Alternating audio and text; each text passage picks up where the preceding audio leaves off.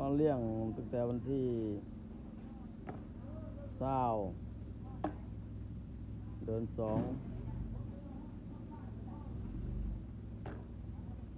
ตั้งแต่วันที่20เดือน3ไป2020ตอนมื้อนี้ก็วันที่17เดือน4แหละวันที่17เดือน4 2020พวกเขาเจ้ามาให้หมาจอก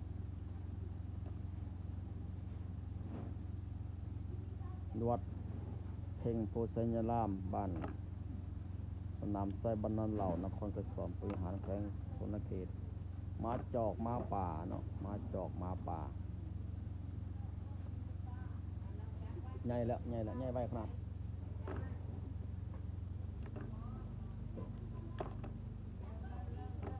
หมาจอกหมาป่าหมาจอกหมาป่า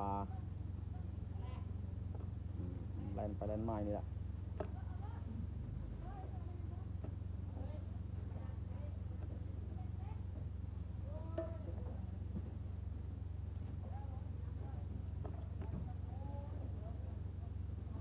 หมาจอก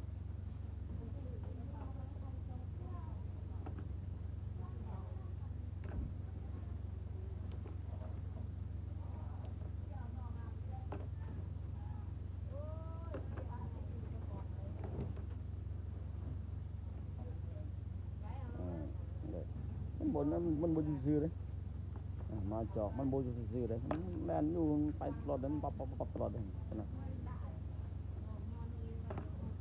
มันบนซื่อคือมาบ้านเขาเลยมาจอกมันต้องได้ออกกำลังกายตลอดว่ายพุ่นว่ายพี่ตลอดใหญ่ไว้ขนาดข้าวเดียวนะมาเลี้ยงใหญ่ละศพนั่นศพมันจะต่างกันจากหมาบ้านเนาะเงาศพเงาหัวเงาหางด้อยก็คือมาเป็นว่อนะมา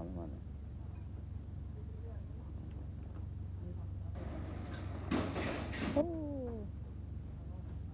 มันอยู่ซื่อ